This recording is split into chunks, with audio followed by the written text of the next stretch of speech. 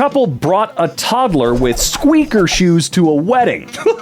Okay, I'm sorry, that's a funny image in my head. Some dear friends got married the other day, and it definitely was not a child-free wedding. And to the parents in attendance credit, the two toddlers were mostly very well behaved and as quiet as toddlers can be expected to be, except for the goddamn shoes. The point at which it came to a climax of how the hell did you think this was unacceptable was during the after-dinner speeches. Parents and close friends delivered beautiful ones. When I first met Jordan, fake names used, Squeak, they squeak, we're squeak, and Squeak, the squeak, college squeak, Kappa squeakteria. I just stared daggers at this couple. How on God's green earth did either of them think, ah, yes, wedding. Get the shoes with dog toys in them. People will definitely not hate us.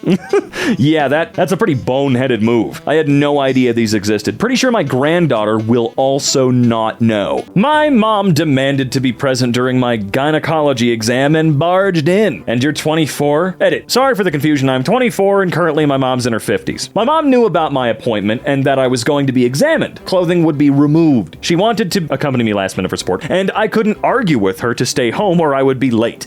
I thought she would wait outside. She has done so before, but for other types of appointments. But instead, she tried to go in with me. The staff kept her out, and later she knocked on the door and walked into the appointment saying she needed to tell my doctor about my family medical history.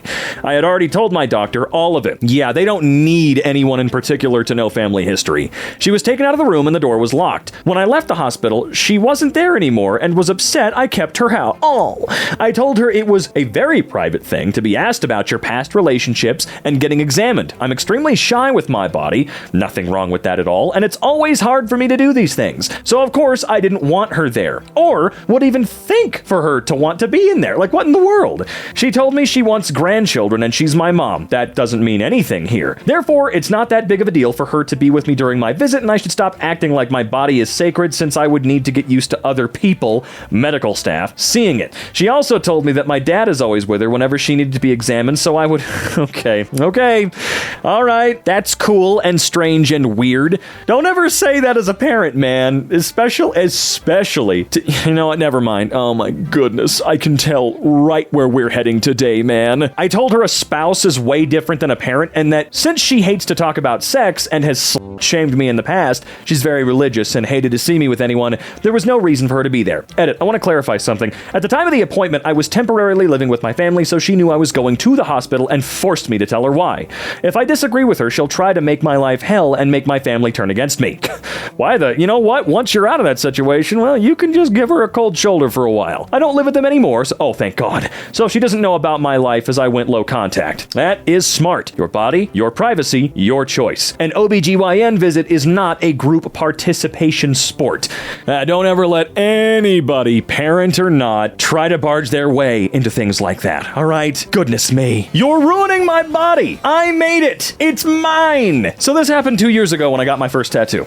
I was 21 and still living with my controlling mother. She was shocked when I told her I wanted to get one, but she didn't physically stop me. I got home with my upper arm tattooed, solar system with watercolors, to find her in the living room crying. She started talking about how I ruined her body by getting that tattoo. What? And about how she made my body so it's hers. Whoa, that's the creepiest I've ever heard. She asked if I cried while getting it. I told her I didn't, because it didn't really hurt at all. She yelled at me. Of course you cried. I cried because I knew what you were doing to my body. She calmed down after a while and even said my tattoo looked nice, but I felt really gross after that. She also flipped out when I got my hair cut. My sisters and I were always told that she'd sue any hairstylist who dared to cut our hair, so it took me till I was 19 to finally get short hair. And she cried when I got my first piercing too. This woman is nuts sometimes. A little edit. I don't know how my grandmother would feel about this whole thing. My mother cut contact with her before I was born because she was physically abusive towards my mother, my mother's siblings, and my siblings. Oh, good Lord. What the hell? Gotta love people thinking that just because they gave birth to someone, that means they get to control all aspects of that someone. Yeesh.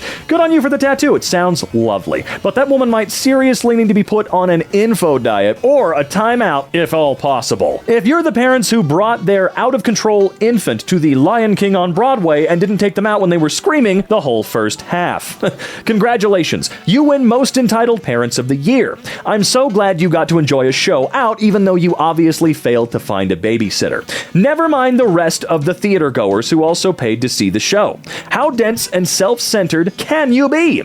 Same. I'm a mother to an infant, and this infuriates me for a few reasons. The baby is crying because they're likely terrified. Seriously, a musical where music is going to be loud and new? Baby is surrounded by strangers in a confined space. Guess they don't care if they get sick? Hope they were above the 3-month mark, or else baby needs to spend time in the hospital if they do. Oh, and, babies freaking cry. For f***'s sake, why bring them to a show? This isn't a restaurant or something. People paid to listen. Selfish on so many levels, that poor baby. It's like going to see a movie. You paid to be there to see, watch, listen to the movie. And what do you get? Unfortunately, a baby that should not be there. There are certain things that you're not going to get to do for a while unless you have a babysitter. Cousin abandoned my niece at my house while I was camping. What? What? Over the week, my husband and I were on a camping trip before summer season with its glorious warm weather was officially over. We weren't at home and had no cell reception where we were. We left Thursday, September 7th and returned on Monday, September 11th. While we were away, my cousin left my niece still strapped to her car seat outside my house door on Friday, September 8th, and sent me some messages. Remember, I had no cell reception where I was camping. I would never have known while I was gone.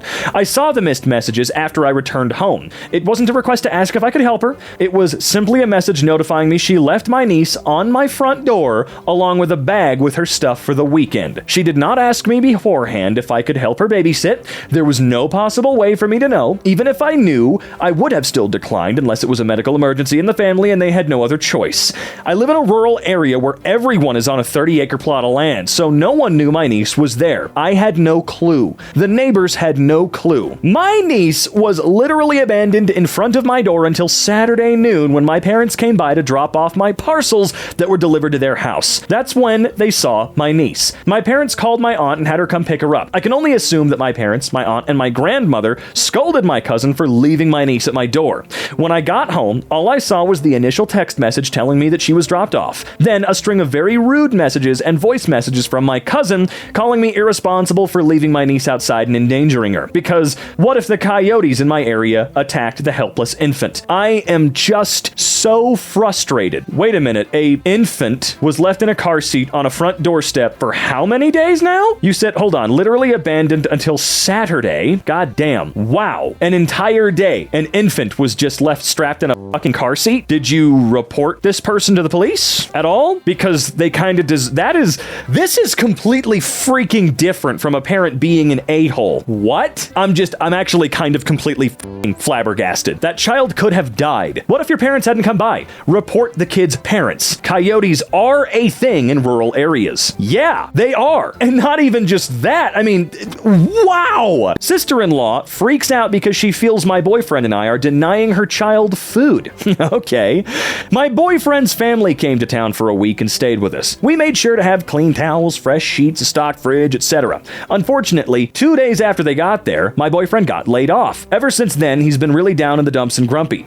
My boyfriend's family doesn't have the best manners. They leave dirty plates behind, don't clean up after the kids' messes, and such. I tried my best to ignore it and just clean up after them when they weren't home. Today during lunch, we served lasagna. After we finished eating, my boyfriend's sister got up and started packing lasagna for her kids to have for dinner. She packed what her kids left over and was adding more. Oh, okay, I see. They weren't going to be spending the night with us, so she wanted to have a quick and easy dinner ready for them. I told my boyfriend that if there wasn't enough left, that I can order him dinner and not to worry. My boyfriend got up and asked his sister how much she was taking because he wanted to make sure that he and I also have enough food for dinner. Again, he's been very stressed about money since getting laid off. Very reasonable. She screamed at him, "How dare you deny food for my child?" Well, it's not my child. I mean, come on. And picked up her things and left. Everything escalated out of nowhere. She packed her things, went to another rental. She felt like we were denying her child food. I began crying and ran to my room because unfortunately I don't do well in these types of situations. I grew up around an emotionally abusive family, and these events are really triggering for me. Completely fair. She told my boyfriend that she didn't feel welcome and that she felt like we were being rude to her. Oh man, she gonna see rude if she do that with me, man. Am I at fault for making her feel unwelcome, or is she just an entitled parent? I'm sorry, that does seem like an EP sort of situation, my friend. Your boyfriend's family sucks. sucks. Let them pack up and don't let them back in your home. His sister is a horrendous guest and frankly a crappy person. My cousin sends our family her child's Christmas list each year, and it's completely insane. Every November, I receive a dreaded text in our extended family group chat from my cousin, 35. The text includes a highly detailed Christmas list from her 5-year-old, who we'll call Penny. The items are always expensive, obscure, and very hard to find. Additionally, she expects us to reply with the item we have purchased, then sends back the updated list with that item checked off. Each year, there's exactly the number of items for people in the chat, and once people hurry to claim the cheapest ones, you're left with $100 to $300 items to choose from. My cousin is an only child, and her mom caters to this as well as her dad, but the rest of us are getting pretty sick of it. Last year, someone didn't follow the list and said they'd already bought something else in the group chat, and she responded that isn't what Penny wants this year, which made them feel guilty for not adhering to this insanity. I'm sorry, but you are not obligated to give anyone anything, regardless whether or not they're a 5-year-old kid or your sister, your mom, it doesn't matter. Sorry, if you send me a list and demand that I purchase something on that list for someone else, I'm not going to do it. You don't get to try to force me to do that, all right? I'm the king of gift giving, okay? But man, you don't do that. Now some backstory. Penny has autism, is nonverbal, and the sweetest child ever. My cousin and her husband are good parents for the most part, but they're a little self-focused.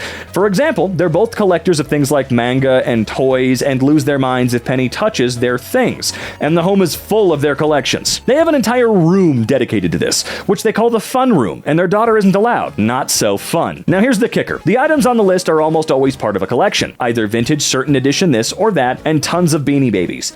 So they're not actually asking for gifts for the child, they are asking for gifts for them. They have started a toy collection similar to their own for Penny, but it's a lot of things I've never seen her enjoy or show much interest in.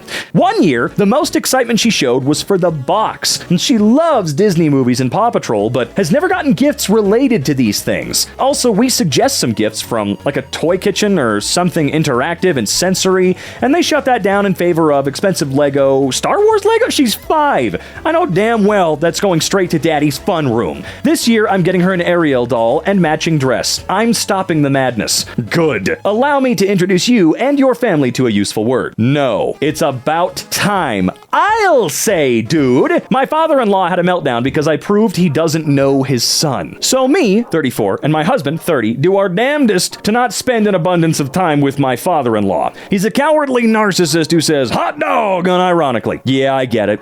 Ever since I came into the picture almost 7 years ago, we have simply not meshed. A great deal of that is due to the fact that I've spent those years instilling confidence and boundary setting in husband. Father-in-law does not like being told no. We literally got kicked out of a restaurant one time because he couldn't accept that they wouldn't give him a discount. So needless to say, our interactions are nothing more than the exchange of fake pleasantries. So last week, we're over for our quarterly visit. The way these evenings typically go is that my husband occupies my father-in-law while my mother-in-law tests out her new English vocabulary on me. This time, my husband is doing the bulk of the talking to both of them because he's excited about the new organization he's working with. Father-in-law keeps trying to change the subject because it's been 2 seconds since the subject of the conversation was about him. My husband and my mother-in-law both snap. I'm not entirely sure what they said as my Spanish is still terrible, but it amounted them to telling him to shut the hell up and listen. Father-in-law gets obstinate and essentially tells my husband that no matter what the organization is, it'll never compare to the work he did in his youth. Father-in-law literally just hiked through Central America with a white savior complex until things got violent and he came back home. My husband understandably storms out with my mother-in-law hot on his tail. Awkwardness ensues because I'm chuckling at him. Oh, damn. Seems like that's been boiling over for a while. He never spoke to me like that until you came along. I know, I'm so proud. You've changed him. No, this is who he's always been. You just never noticed it. I know my son. What's his favorite color? What? What is his favorite color? It's the same one he had as a kid. Name 2 of his interests. They don't make any sense. Name them. Here's an easy one. What's the name of the organization he's working with? That's a great way to get him red in the face. This wannabe Bob Ross, granola-eating mofo couldn't answer. My husband said the name of the organization like 5 times that night. You want to know the sad part? My parents can answer each and every one of those questions, and they've known your son a fraction of the time you have. Cue the screeching in Spanish. Being yelled at in a foreign language by a non-native speaker is a surreal experience.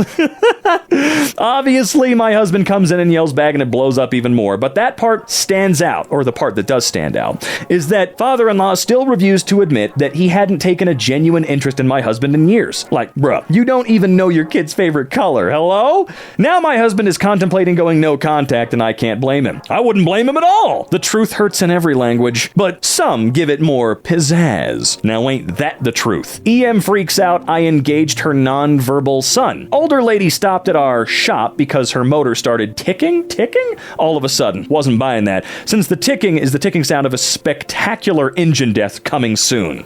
She was busy with the techs, and in the waiting room was her teenage-age kid just staring at the Rubik's Cube on the counter. So when I finished cashing out a vendor, I went to the office, grabbed the cube, and handed it to him. His eyes lit up and he started playing with it. He said thank you and signed, so I signed back you're welcome. I only know basic sign, working on ASL. That's when the mom noticed. She thought I was talking to her kid. I get the whole special needs thing. I have a brother that's special needs, but I won't believe in socially isolating them from engaging with normal people. When I stepped back out into the shop, she got in my face telling me your kid is deaf and that I wasted time talking to him in the first place. I explained to her that I knew some sign language and all I did was say, you're welcome, when he thanked me for the toy. She didn't see me sign to her son, so she missed all of that and backed down when she went into the office and asked her what I said. They ended up leaving after finding out there's nothing that we could do to save the engine. We let him keep the Rubik's Cube. I honestly don't think he's ever seen one. Ooh, she got in my face telling me your kid's deaf and that I wasted time talking to him in the first place. This is the part that gets to me. These words aren't the words of an overprotective parent. They're the words of someone with an ableist view of their own child. Wow. This mother evidently sees her child as less than a typical one. That is heartbreaking. She could have created such a lovely and meaningful example for her son out of this interaction, but instead, she berates you for your wasted effort. I sincerely hope it was overprotectiveness and naivety that led her to flubbing it up, but I don't think it is. A parent of a neurodiverse child who is mindful of opportunities to help them integrate into a neurotypical world would have cherished the interaction. Instead, her instant reaction is to shut down and consider it useless. I bet this child will remember your kindness, however, forever. Yeah, probably, man. Entitled mother ignores boundaries, encourages child to open pet carrier in public. This happened just now. One of my pet rats suddenly became very ill. I rushed to the vets on public transport with another one in the carrier to keep him company. The ill rat was admitted to hospital overnight and the outlook is not good. It's likely he will need to be euthanized. I was very upset when I got back on the train, and as I got on, a mother/daughter, 5-ish, gasped in delight at seeing a pet in a carrier. I started ugly crying when I sat down and clutched the carrier. The mother and daughter sat next to me, and the mother joyfully encouraged her daughter to ask me what pet I had. I started crying harder and said, I'm sorry, I'm not in the mood to chat. I will need to have an animal euthanized. You can have a look at him if you want. I turned away, put the carrier on the seat next to me, and cried some more. A few seconds later, the woman is encouraging her child to open the carrier to play with my rat. Okay, he's a big softie, but the train was stressing him out. I pulled the carrier away and said, please don't do that. The woman pulls her daughter back and says loudly and passive-aggressively, wasn't that lady rude? The child starts laughing at me. I'm listening to sad music, nose running, openly sobbing while this woman and her kid insult me. I blow up on people like that. Like that while I'm processing the loss of a pet will bring out the rage. I'll show you rude. I'm sorry you're dealing with the potential loss of a pet. It's never easy.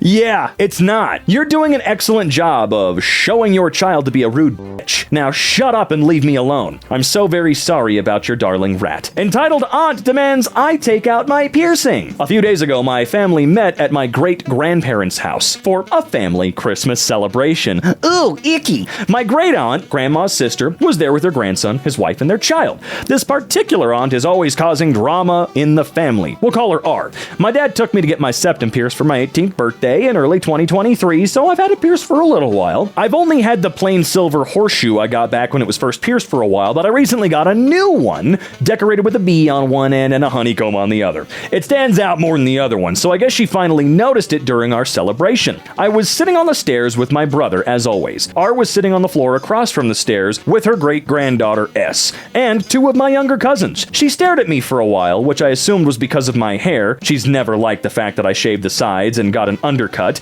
Instead, she asked me if I had my septum pierced. I said I did, and she simply asked, why? Before I could even answer her, the answer would have been something along the lines of, because I wanted to. She goes, you know, they say that a woman gets her septum pierced so her husband can attach her to a leash and drag her around by it.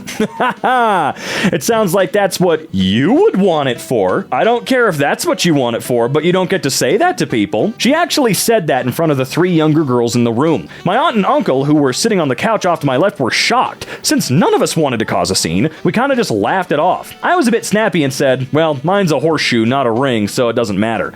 The topic was dropped for a while. Later, after we all ate lunch, R cornered me by the bathroom after I washed my hands and demanded I take the piercing out because I was being a bad influence for poor S. S was too busy playing around in her new princess dress to notice anything anyone else was doing. So that was bull. I'm a very anxious person normally, but this of a lady had something against me and my dad basically my entire life. So I was sick of it. I told her to back off and to stop judging me and my decisions. When she screwed up her own marriage, so oh man, you pulled that one out. So much that her ex doesn't like being referred to as her ex because it connects him to her.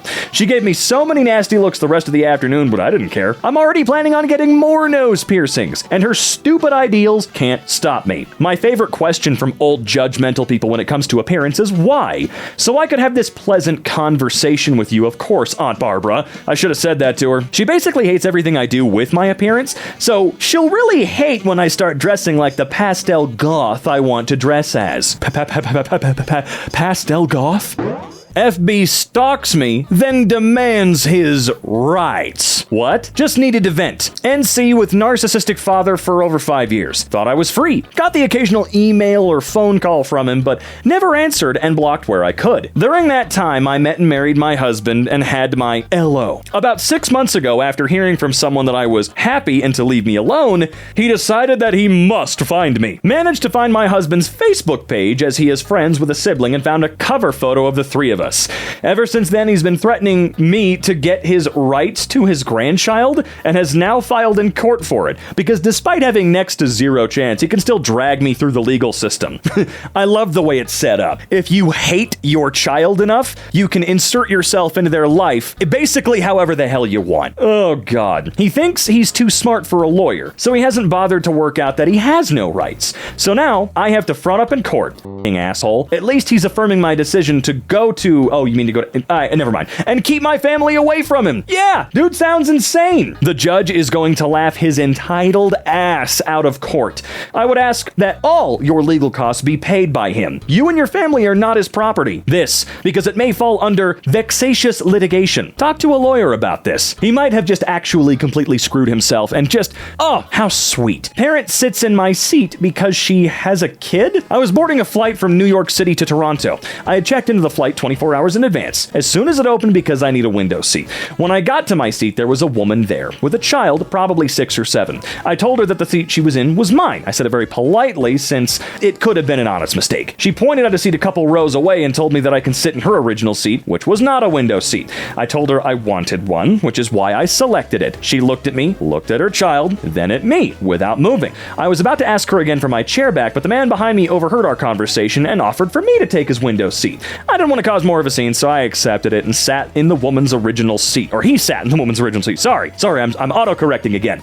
If it was so important for her to sit beside her child, why did she not check in when it opened? I checked. There were multiple sets of 2 seats together that she could have selected. If it was me, I'd probably prepay for selected seats just to make sure. On top of that, she didn't even ask me if we could switch. She just assumed I would be okay with it. A part of me wishes I demanded my seat back. Yeah, just because you have a kid does not mean you are owed special privileges by the world. Now me, I do not want to sit next to someone's kid on an airplane. I would not want to do that. But look, a lot of these airlines will force you to pay for a seat. They'll do their best to force you. That happened to my buddy Brandon once. I mean, he paid for a front row window seat and a woman sat there thinking that he wasn't going to say, nah, get out. They made her, and there you go. Simple as that. I mean, just look, if it ever goes too far south, the stewards and stewardesses will beat people up for you. They're crazy. Should have talked to a flight attendant. We can't let these entitled brats win. Asked me to get out of the wheelchair spot on the bus for her stroller. I'm a wheelchair user and was taking the bus like I always do. There's specific spots at the front of the bus that are for disabled people and the elderly to use. I was sitting in my wheelchair strapped to the bus, and a woman with a twin stroller got on and asked me if I could get off so she could put her stroller where I was parked. I told her that I would absolutely not. This spot was for disabled people, not her stroller, and she can take the next one if she needs needs to. She tells me she has an appointment to get to, so I tell her right back she can fold the stroller up and go further in if she really needs to make this appointment, but I am not moving. She gestured at my crossed legs, and she had the balls to ask me to fold up my wheelchair and walk it farther back. I am able to walk, just not very much. I literally just started laughing, and she accused me of faking my disability? She refused to move. Yeah, don't ever f***ing do that, man. Don't ever do that. It's so weird. Oh, you're in a wheelchair, but your legs are crossed? Faker! Oh, man, someone should bust yo jaw in half. My friend has no shame. He is para, and if he gets blocked in from his van or anywhere, he will ram the offending vehicle, even though it says offering, with his electric ramp. Do not block the yellow zone, or redneck wheelchair man will destroy your paint. He also has a car kitty who is therapy for others in chairs because he's not spooked of wheels. In the US, there is a website where if you take a picture of the tag number and the disabled parking sign showing they are illegally parked, they will send, I think, a $500 fine. I've done it once several years ago. My parents believe we should travel 10 hours via flight to them so that they get to see their granddaughter. Why can't they fly to you? We live in New Zealand and my parents live in Singapore. This is the first grandchild in the family. She just turned 2 years old. My parents came to New Zealand once when she was 8 months old. They stayed for 6 weeks. They didn't enjoy the visit thoroughly as they prefer the weather in Singapore and they miss their type of foods available back home as well. They also find the 10-hour flight tiresome and would rather not do it too often. As someone who's flown to Helsinki at least once, I get it. I understand. It's a long trip. My husband is a teacher and they're expecting us